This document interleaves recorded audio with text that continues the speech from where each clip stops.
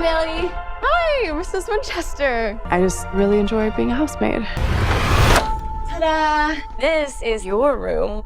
So would you like the grand tour? I know I have good taste. Hello? Millie's gonna be living with us.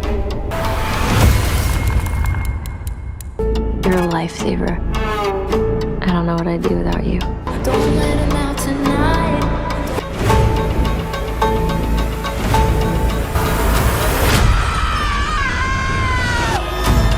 Dusted my makeup so easy. I have a really good feeling about this, Millie. Please, please, please, don't prove. Hoping for a fresh start, Millie arrives at the Winchester house in New York to interview for a live-in housemaid job.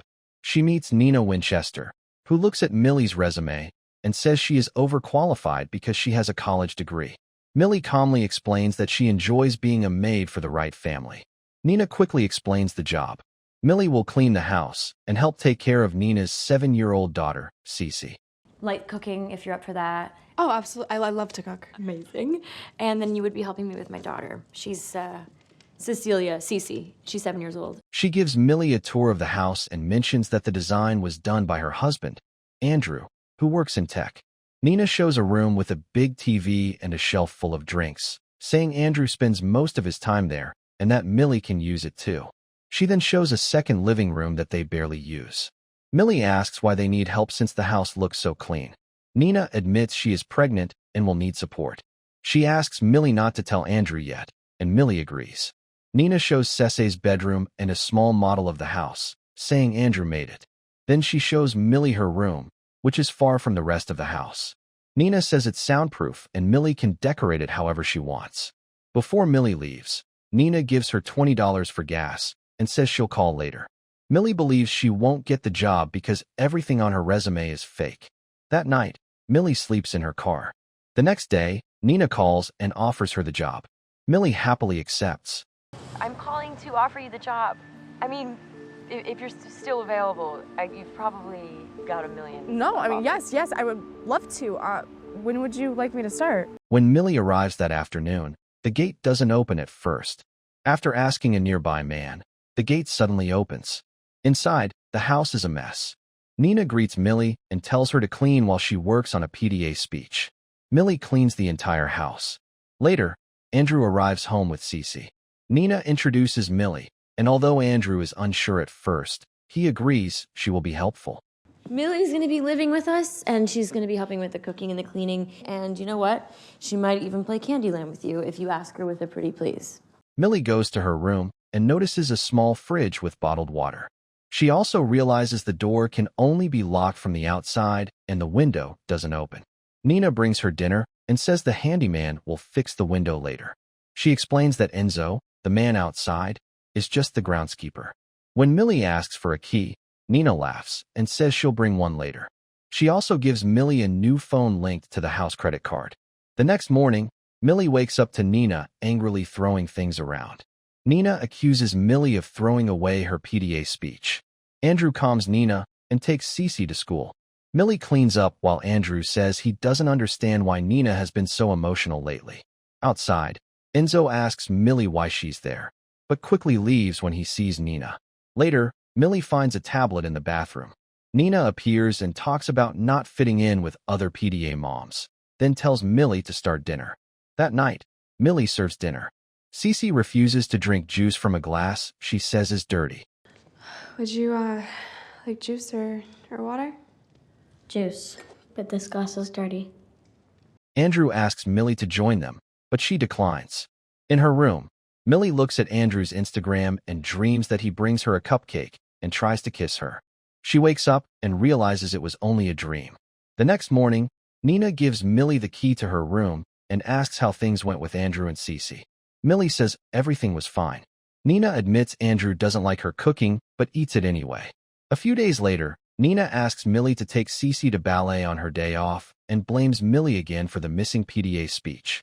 Millie says she has an important meeting to attend, but Nina gets upset and insists she should handle Cece's ballet class.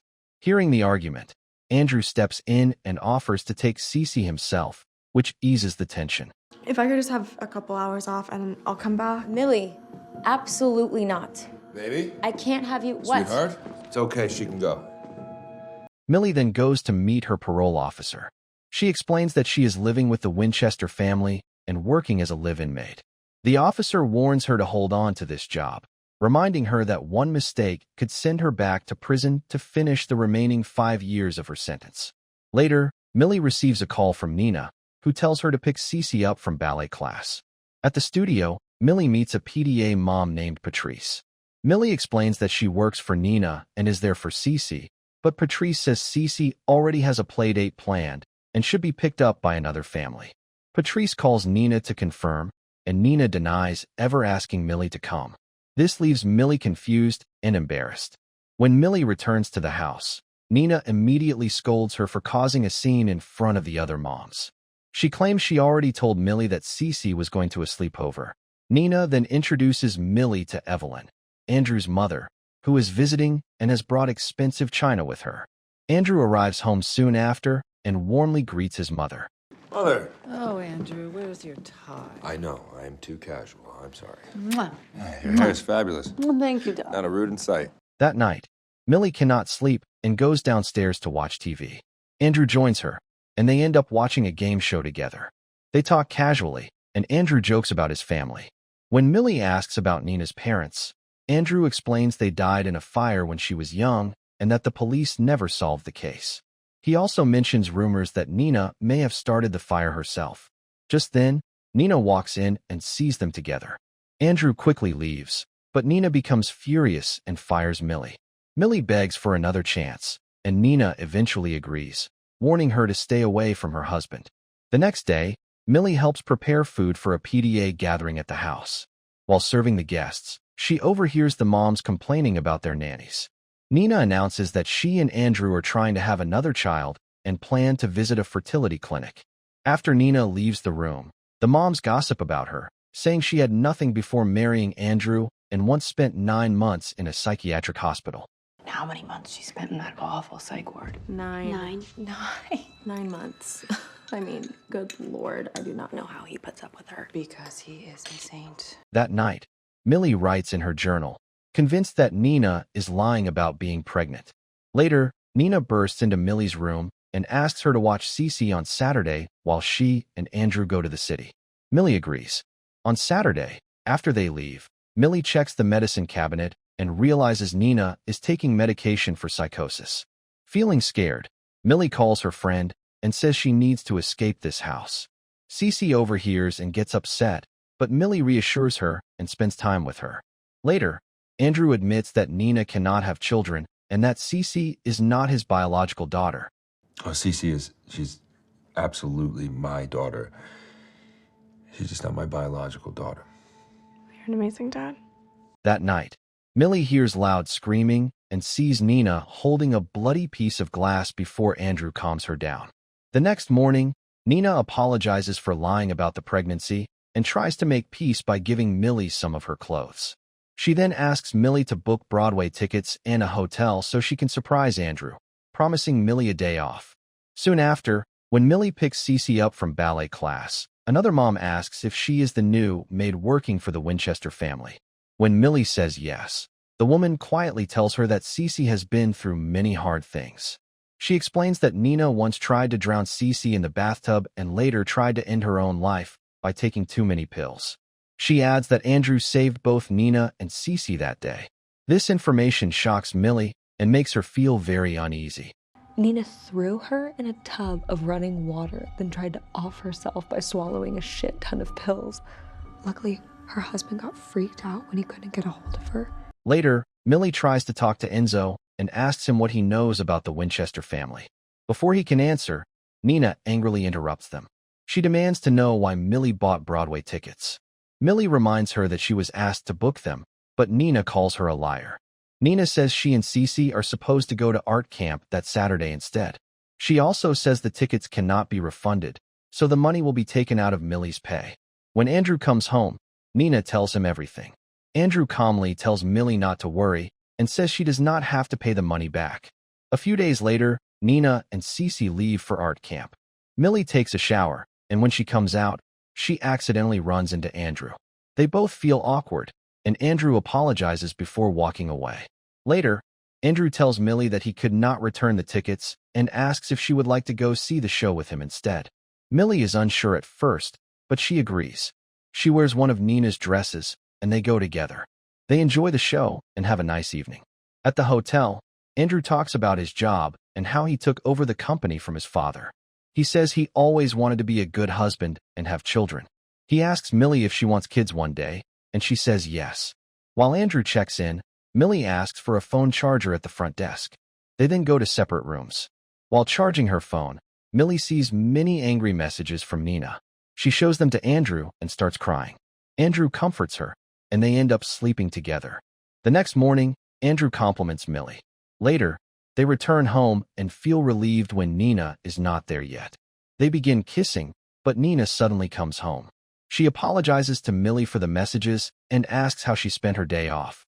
Listen, I'm very sorry about last night. It was a very long drive. I was very tired. I do not sleep well in hotels. Millie lies and says she went out with her friend. Nina then casually tells Andrew that Millie spent 10 years in prison, but says it is good she is trying to start over. Later, while shopping, Millie meets a PDA mom who comments on her new phone and says many employers use phones to track their nannies. Millie suddenly realizes Nina may know about the affair. Soon after, police arrest Millie because Nina reported her car stolen. Andrew comes to get her and tells her he trusts her and believes she is a good person. When they return home, Nina finds the Broadway program and accuses them of having an affair. Andrew says she is imagining things. Nina fires Millie and demands money, then slaps her and leaves.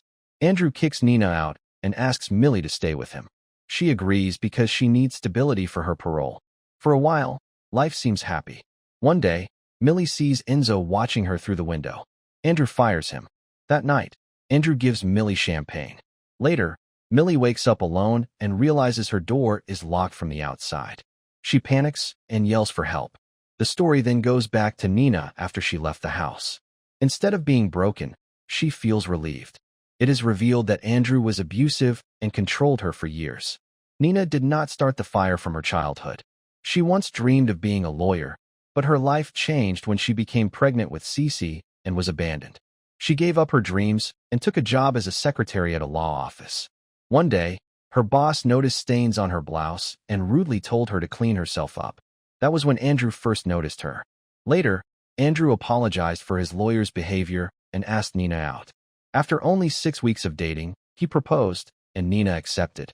At first, she believed she was living a fairy tale, but she sensed something was wrong. She learned that Andrew's previous fiancée, Kathy, had suddenly called off their wedding. Andrew soon began controlling Nina's appearance.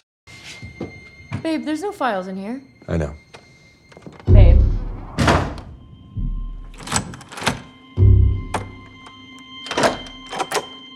When he noticed her hair roots growing out, he ordered her to fix them. The next day, when she hadn't, he punished her by locking her in the attic and forcing her to pull out 100 hairs from her scalp, roots intact. He told her that hair was a privilege that had to be earned. When she finished, he claimed she missed one hair and made her do it all over again. Afterward, Nina rushed to Cece, only to realize the water she drank had been drugged. Andrew staged the scene to make it look like Nina tried to drown Cece. The police arrived, and Nina was institutionalized. She later agreed to take medication just to be released and return to her daughter, but by then, Andrew had already won Cece's trust. To the outside world, Andrew appeared to be a perfect husband, while Nina was labeled unstable. Andrew later wanted biological children. Nina secretly had an IUD inserted and paid a doctor to tell Andrew she was infertile. His abuse only grew worse. Enzo tried to help Nina and Cece escape with fake passports, but Andrew discovered the plan.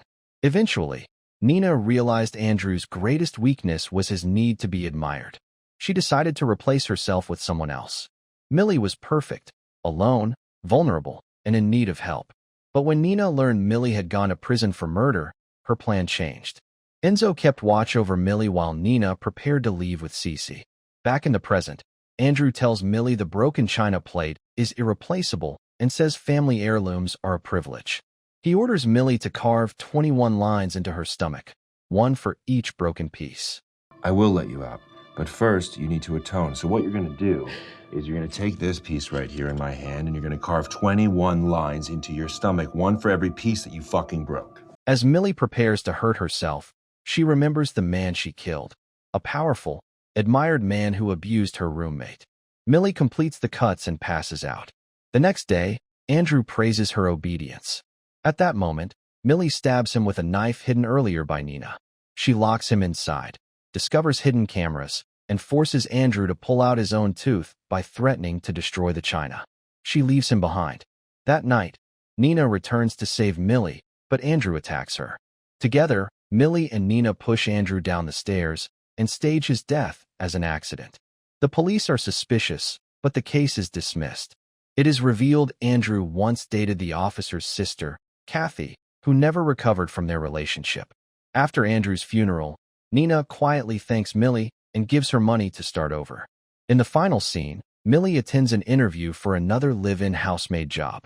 The woman tells her that Nina recommended her, but warns that her husband is difficult to please. Millie smiles calmly and asks, "When can I start?"